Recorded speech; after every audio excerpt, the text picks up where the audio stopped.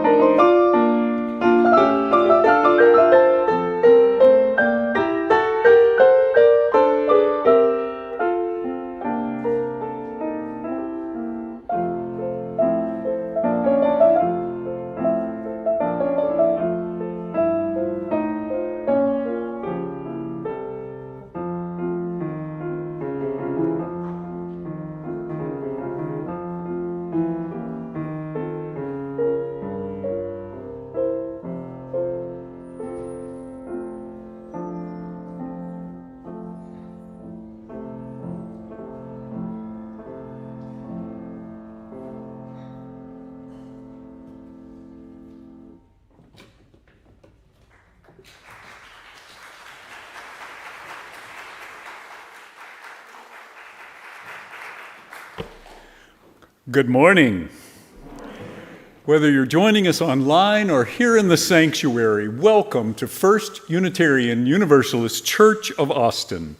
We are a spiritual community dedicated to a free and responsible search for truth, meaning, and beauty. I'm Reverend Chris Jimmerson, co-lead minister here at the church. My pronouns are he, him. It is a joy to be back with you today after 2 weeks out on leave, during which, thankfully, nothing much of significance happened in our nation or our world. Seriously, I do want to express my extreme gratitude to our terrific reproductive justice team for everything they've done for our July for Justice Month, including that powerful worship service last Sunday.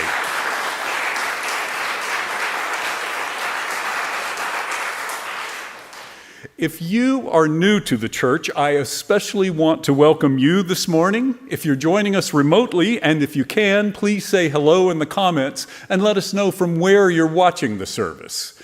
If you're here with us in person, please join us for coffee and conversation after the service during our social hour. Either way, we invite you to fill out our online visitor form. Just go to austinuu.org, click on worship, and then follow the link to the form and fill that out. We would love to get to know you just a little bit better. Today's service will feature several folks from the church who will explore the real differences our small group ministries, such as Wellspring and Chalice Circles, can make in our lives. Here, we welcome everyone, every beginning and path, every beautiful expression of human flowering, all pronouns, all the ways and ones we love, all abilities or disabilities, each and every one of you. You are welcome here. You belong here. We come from a long tradition of seeing a spark of the divine in every person, and it's in that tradition, our living tradition, that I invite you to greet the holy among us, either by turning to those around you here in the sanctuary or in Housen Hall, or in the comments online.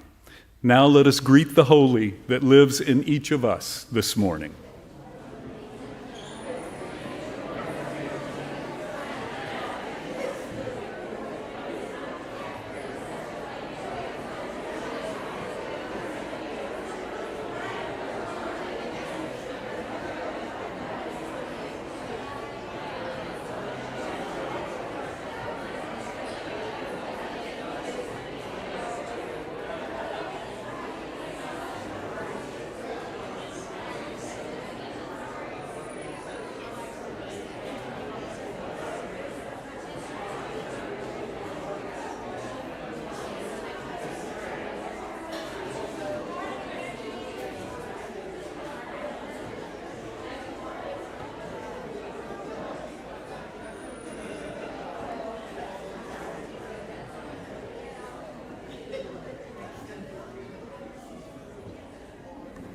Good morning.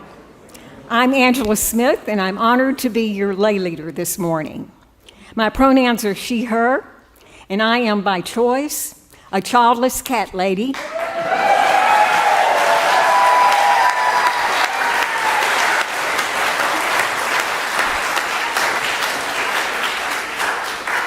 I am a childless cat lady who is not the least bit miserable.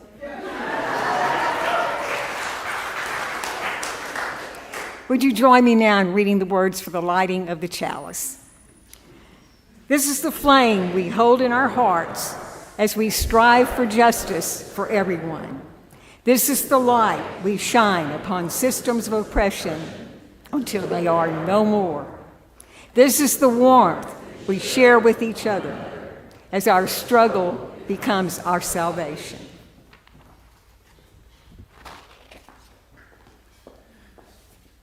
Angela, I stand in solidarity with you as a childless cat dog owner. Guy. Our call to worship this morning is by an anonymous author. May we be reminded here of our highest aspirations and inspired to bring our gifts of love and service to the altar of humanity. May we know once again that we are not isolated beings, but connected in mystery and miracle to the universe, to this community, and to each other. Now please rise in either body or spirit and let us sing together hymn number 347 from the gray hymnal, Gather the Spirit.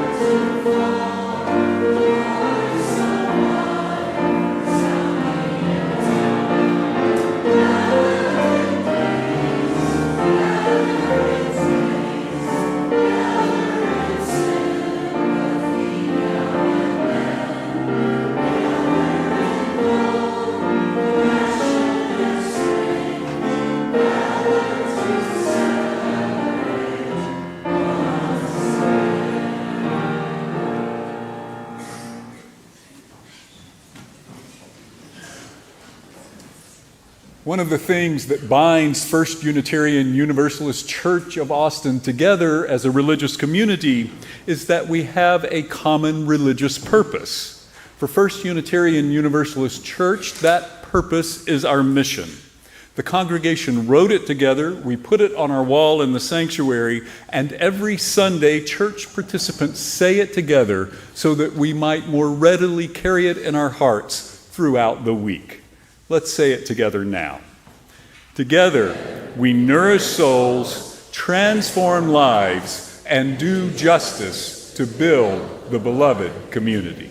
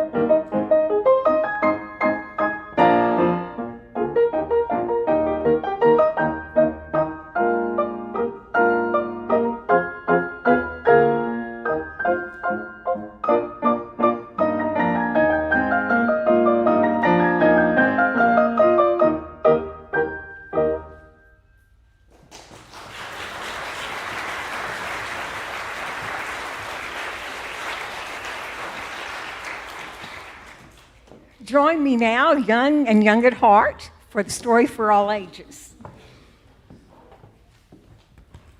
Come on. Don't be afraid. Thank you.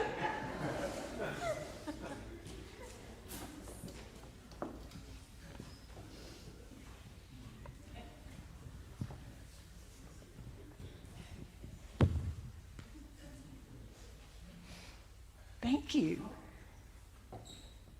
I don't have an actual book today, but I'm going to tell you a story that was shared with me. I liked it, and I hope you like it too. There once was an expert map maker who made the most elegant maps. Everyone loved to look at them, even if they weren't going anywhere.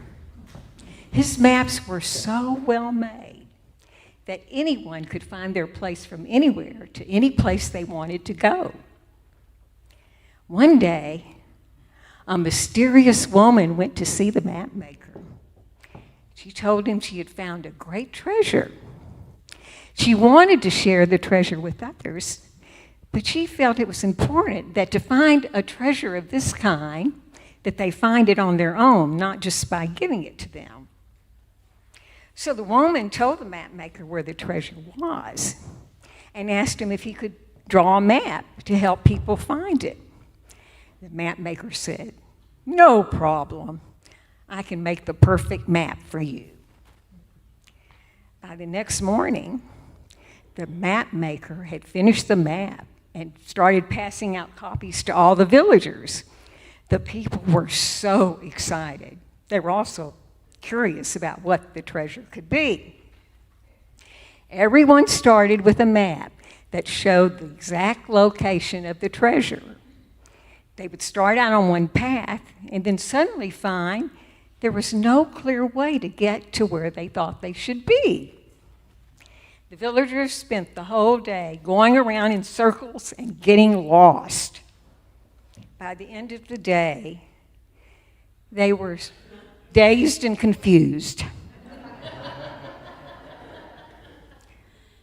That night, the mysterious woman went to see the map maker. She had heard what had happened and told the map maker this was not what she had in mind. The map maker showed the woman the map he had drawn. She could see that he had not drawn the one path she used to get to the treasure, but he had drawn dozens of paths. Since they were all on one map, they were so jumbled, no one could find their way. She asked the map maker, "Why did you draw so many paths?" The map maker explained, "Well, I started to draw the one path that you showed me, the one that you used to get to the treasure, but then I realized not everyone could follow that path. I thought about the village elders who had had trouble climbing over all those rocks. And then I remembered the boy who was afraid of bears, and I knew he wouldn't want to go walking in the forest. And then I remembered the man who didn't like to get his feet wet. So I knew I had to find some way to get him around that stream or across it without going through it. Pretty soon I realized every person needed a separate path, one that was the best for them." The woman realized that what the map maker said was true. So she asked him if he could draw separate maps with separate paths for everyone. The map maker said yes. So every person was given their own map with their own path, and everything worked out perfectly. The boy who was afraid of bears didn't have to go near the forest, and the man who didn't want to get his feet wet stayed away from the stream. Do you know what the treasure was? Neither do I. I've just told you the stories that was shared with me. Even though I can't guess what the treasure was, I do know one thing. I know it's important that you follow the path that's right for you, no matter what treasure you're seeking. That is what our faith as you use calls for us to do, to work together, to help each other find each other's right path. So go now and find the right path to wherever you need to be.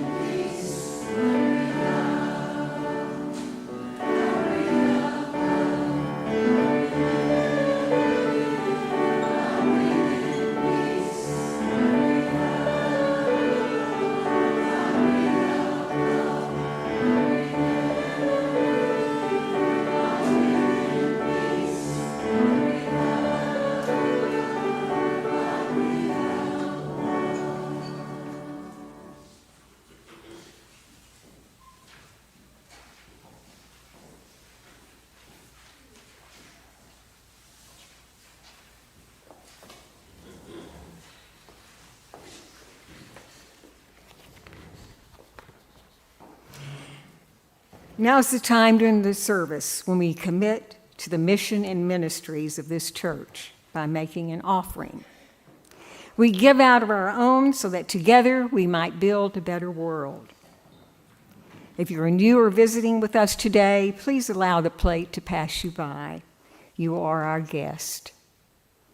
You can give in a few different ways by going to austinuu.org and clicking on the link at the top right side of the page, or by texting your contributions to 84321, or by placing an offering in the basket the ushers are about to pass. Here in the sanctuary, the ushers will now do their thing.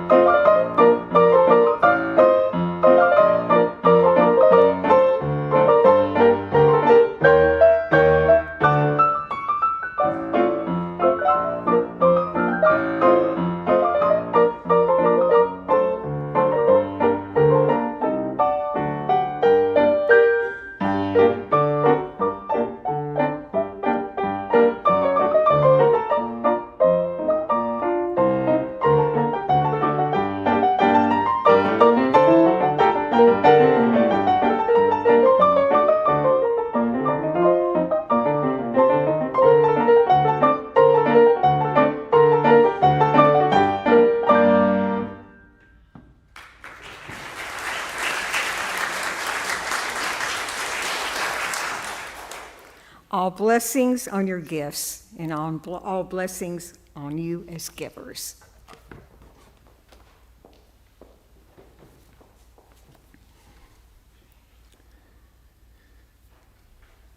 Today's reading from the Healing Wisdom of Africa describes the potential blessings that small group ministries have the power to release. Whether they are raised in indigenous or modern culture, there are two things that people crave: the full realization of their innate gifts, and to have these gifts approved, acknowledged, and confirmed.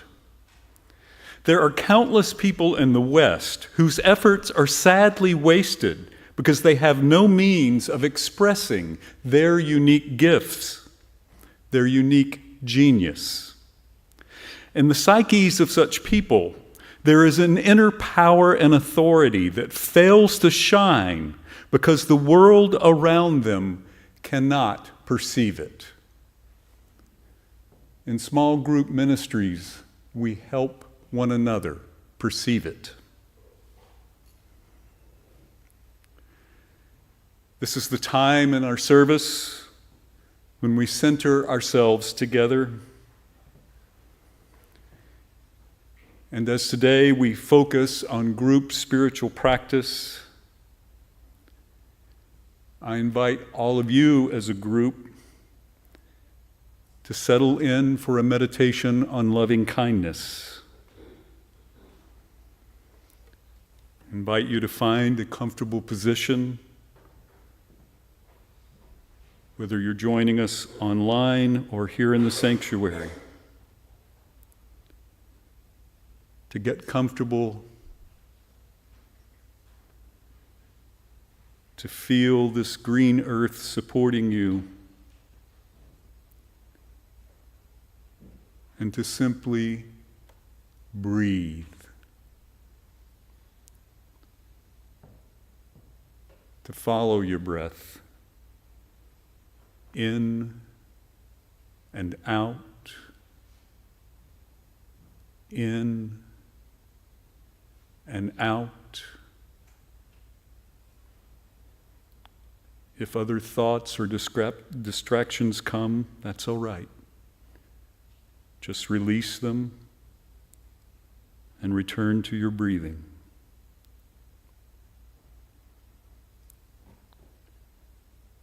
And as we breathe together, I invite you to bring into your imagination an image of yourself.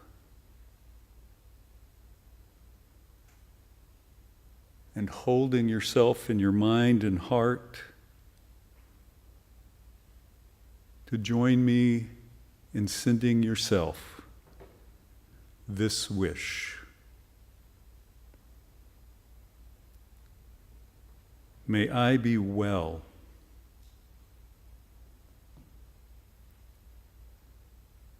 May I experience loving kindness.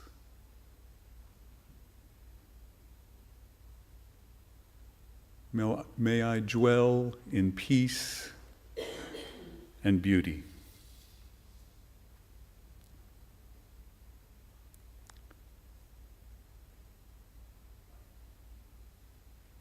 Continuing to follow your breathing, I invite you to release this image and to now bring to mind a cherished being in your life. Might be a beloved pet or another person that you love deeply.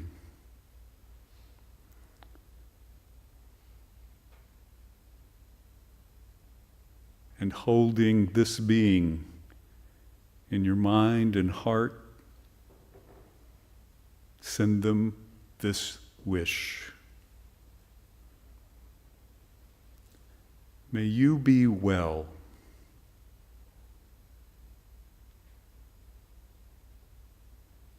May you experience loving kindness.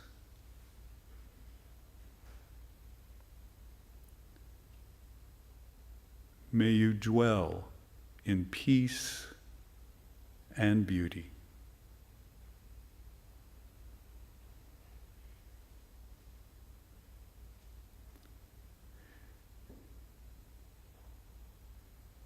I now invite you to bring into your mind and heart this religious community.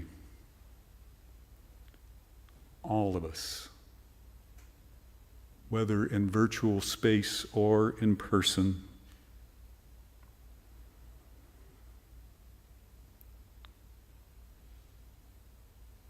And breathing deeply to expand that vision of beloved community to all of those around us.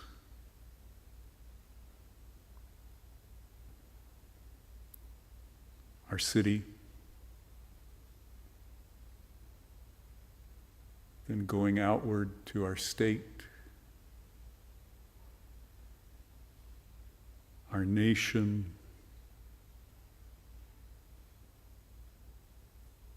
and finally our world, all of the beings with which we coexist.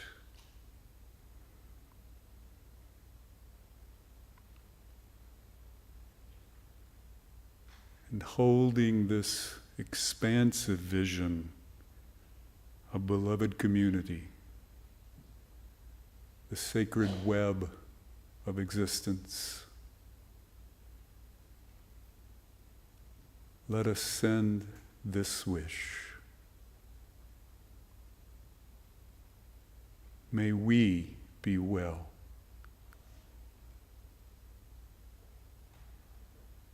May we experience loving kindness.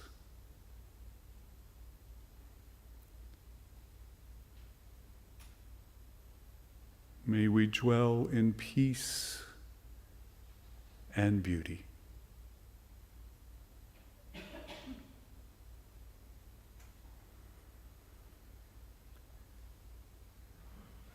Now continuing our meditative breathing, dwelling in peace and beauty.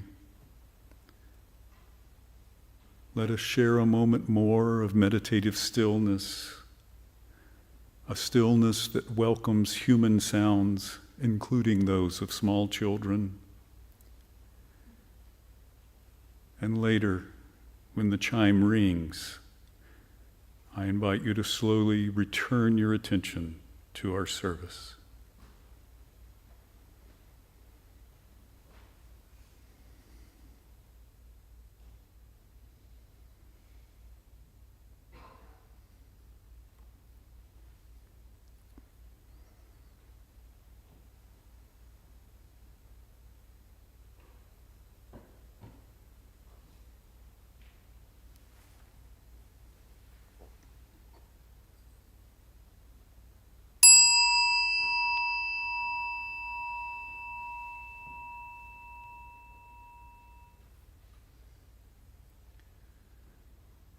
I invite you now to light candles as you are so moved, candles representing sorrow, joy, hope, remembrance, resilience, whatever is on your heart at this time.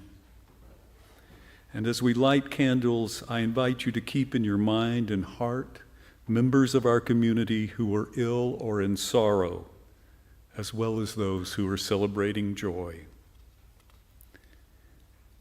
Now let us enter into a time of candle lighting and continued meditation, holding the meditative silence when our music comes to a close.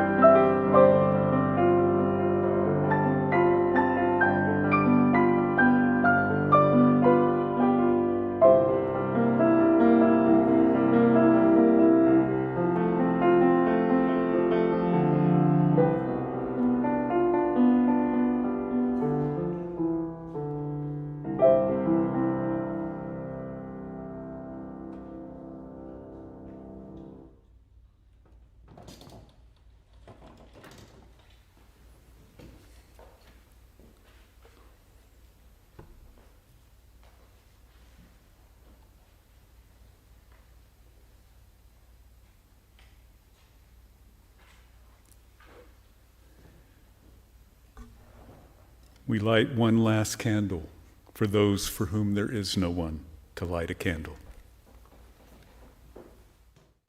Good morning, everyone. My name is Melanie Cofield, and I am a white queer woman with short grayish-brown hair, wearing glasses, and a blue button-up shirt. My pronouns are she, they.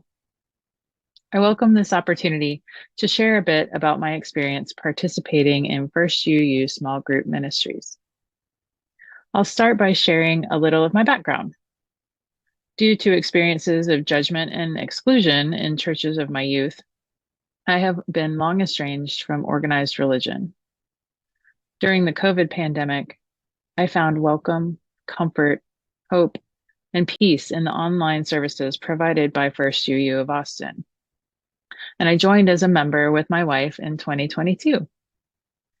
As someone working in higher education my entire career, and relatively new to Unitarian Universalism, a logical first step for me as a new church member was to learn more about the foundations of this religious tradition. I attended a membership information class, and someone mentioned the opportunity to join a Wellspring group focused on the 6 UU sources. So I signed up, excited about a new learning adventure. Now, I expected to learn about the history and foundations of Unitarian Universalism, but I was surprised and moved to learn so much about myself and to connect so deeply with my fellow Wellspring group members. My spiritual life has been firmly grounded in a primal reverence for nature since childhood, and it has been a solitary, private, and somewhat haphazard pursuit for most of my years. Participating in Wellspring groups has helped me deepen and fine-tune my spirituality and expand my spiritual circle.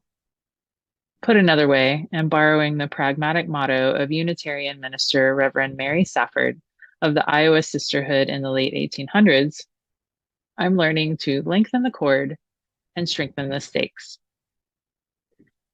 Let me share some highlights from my Wellspring takeaways with you in hopes that it will inspire you to consider participation in the future. I'm pursuing deep reflection and practicing deep listening. I'm developing intentional spiritual practices. I have found a vocabulary for articulating my spirituality.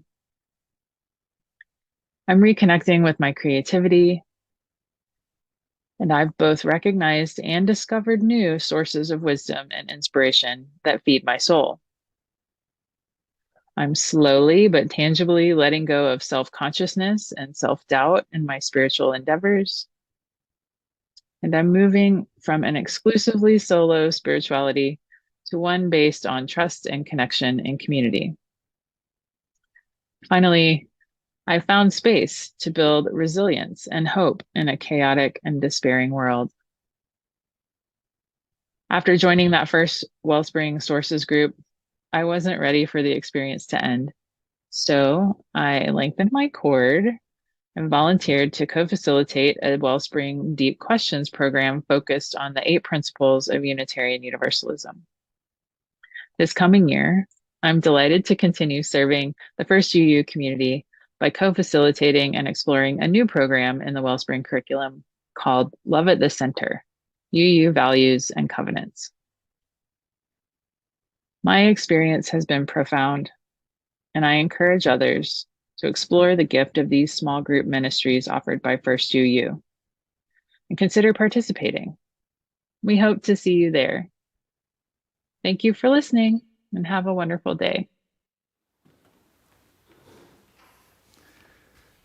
Now, please feel free to remain seated as we sing together hymn number 1007 from the Till Hymnal, There's a River Flowing in My Soul, verse 1 only.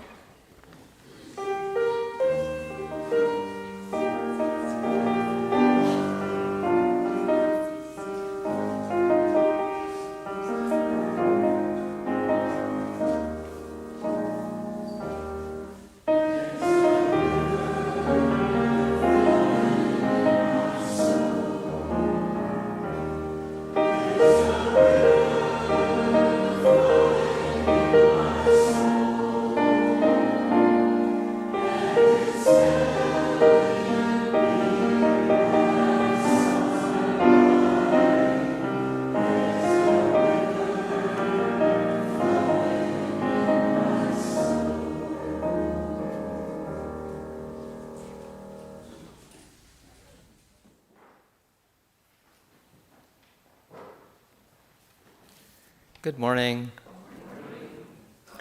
My name's John Scott, and I'm a relatively new member here.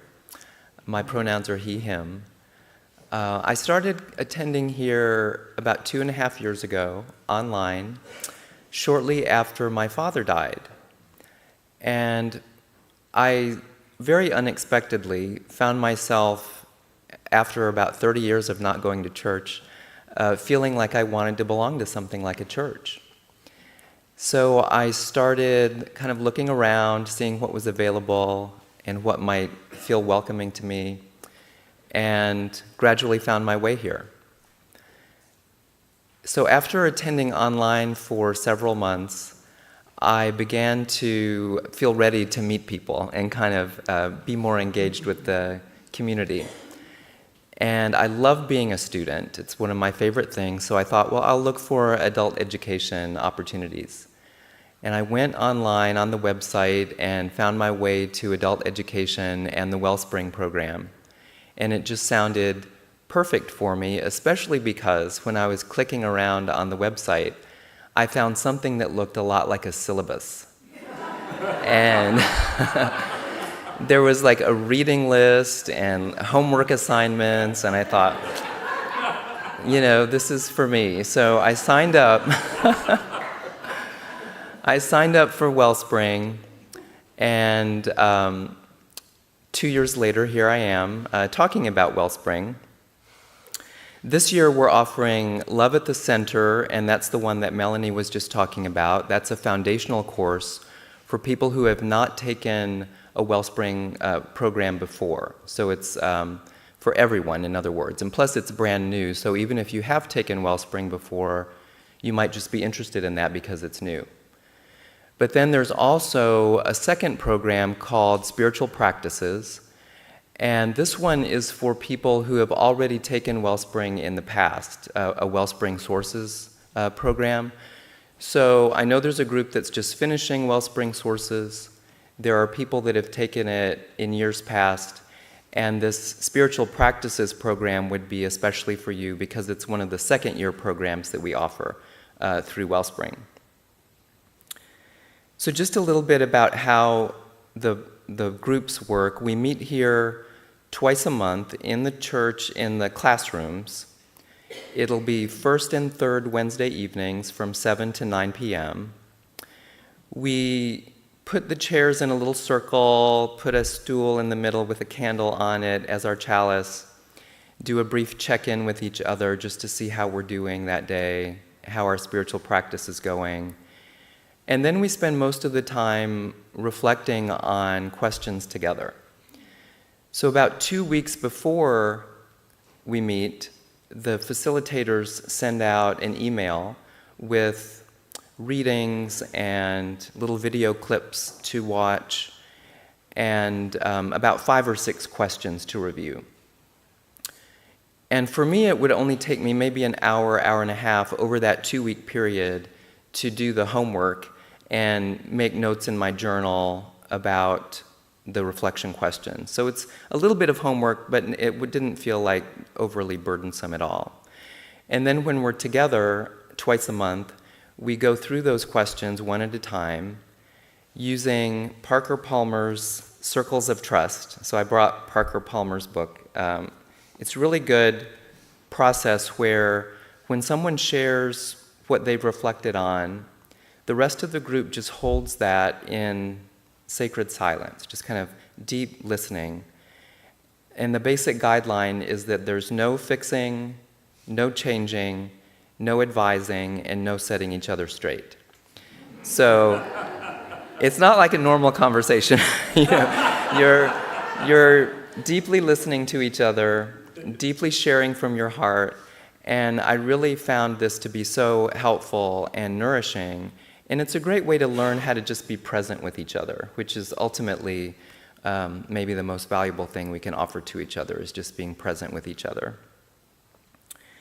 So after that first year of Wellspring Sources, and Melanie was one of my colleagues, the group decided to stay together for a whole second year and do the Deep Questions program, which we just finished a couple of months ago.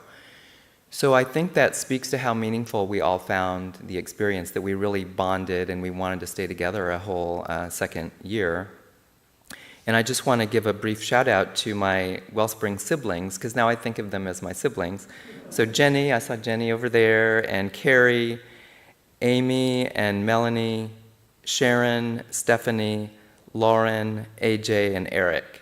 So they're my siblings now, and I look forward to having more siblings after this coming year from Wellspring.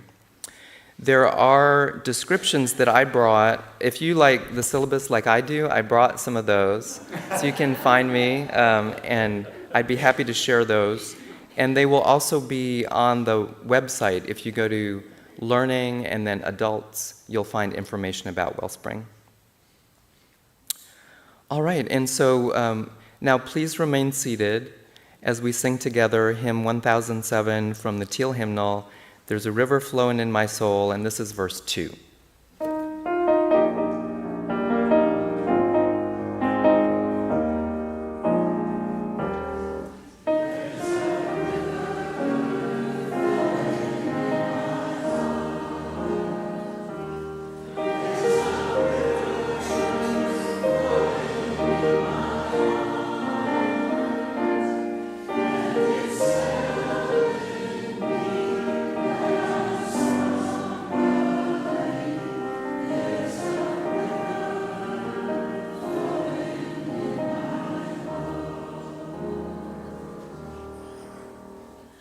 Good morning. I'm Toni. I use she, her pronouns. I'm on the other side of middle age, and I'm wearing a summery dress and sensible shoes. Regardless of what my record may suggest, I did not join this church just to be on committees. I'm delighted to be here today because small group ministries are what nourish my soul. I spent 2 years in Wellspring up until the pandemic, and I highly recommend the program for those who can make the time commitment. I continue to Zoom the spiritual advisor I had during that program. She was a lifeline during the pandemic and currently in my transition to retirement. I participated in Chalice Circles for a couple of years before Wellspring and for the past 2 years. We currently use the Soul Matters curriculum, which has themes each month that tie into the themes for the sermons and into RE. Themes like renewal, mystery, generosity, heritage. We get a package of materials 2 to 4 weeks in advance that have readings and quotes, video links, spiritual exercises, and questions. You pick one spiritual exercise and one question to talk about when the Chalice Circle meets once a month, and you can even make up your own question. It's very flexible with lots of options to choose from, and you can spend as little or as much time on the packet as you'd like, so there doesn't have to be a big time commitment. It's a fun and interesting curriculum that challenges you to think and to feel. I personally was definitely on the shorter time commitment end. The group I met with was on Zoom, which I found very convenient, but other groups meet in person, which also have positives. Many of the activities have been creative and interesting, like identifying a family memento that has a hold on you, or realizing your mother saved nothing.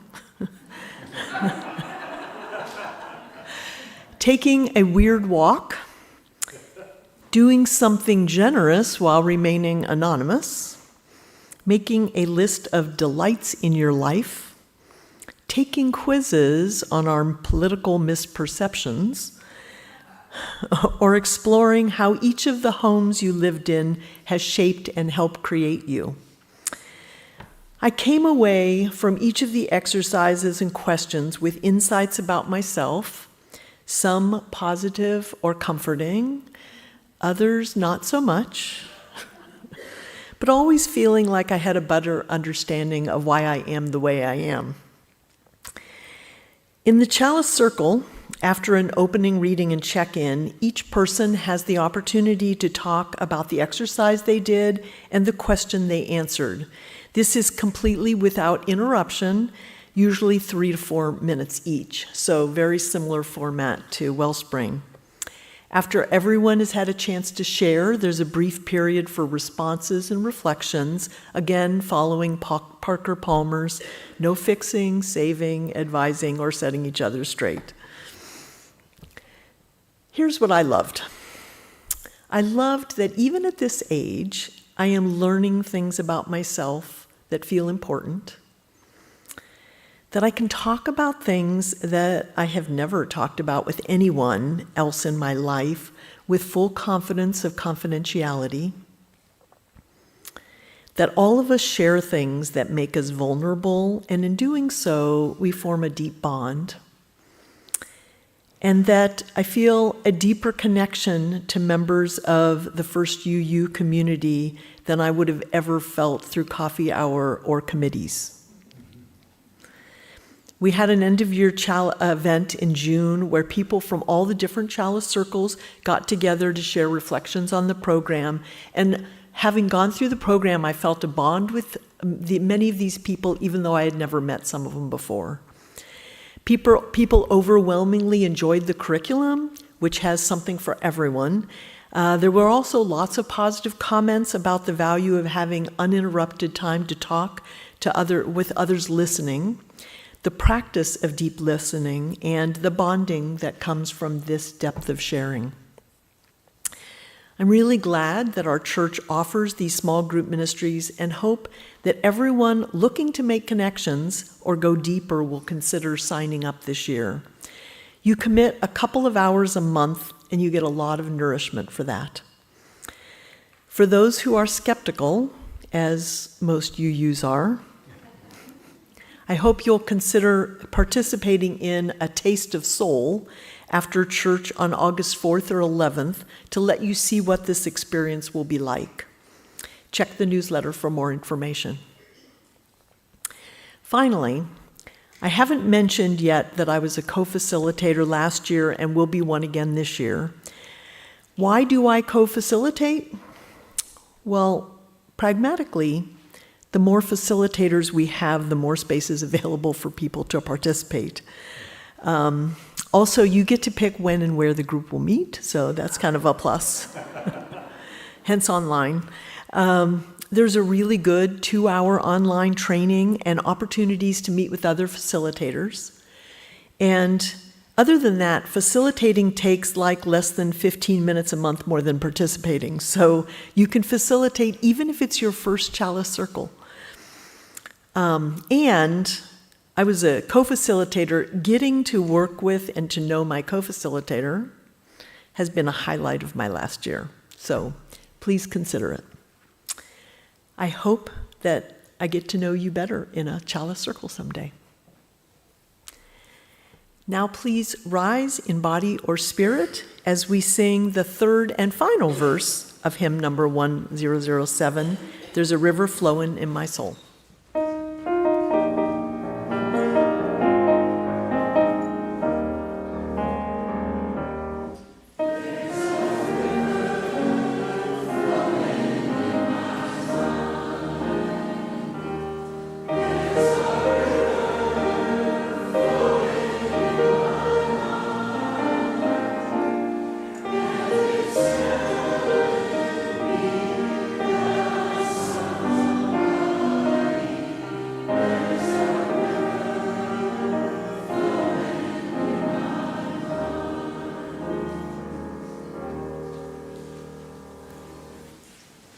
Will you join me now in reading the words for the extinguishing of the chalice? We extinguish this flame, but not the light of truth, the warmth of community, the fire of commitment. These we hold in our hearts until we are together again.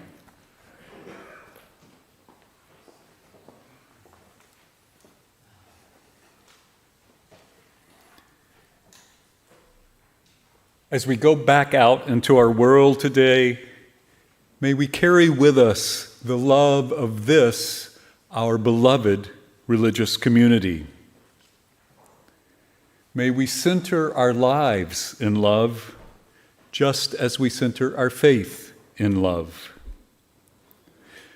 May the melody flowing through our souls be a river of love that carries us forward until next we gather our spirits again. May the congregation say Amen, Amen. And blessed be. Go in peace.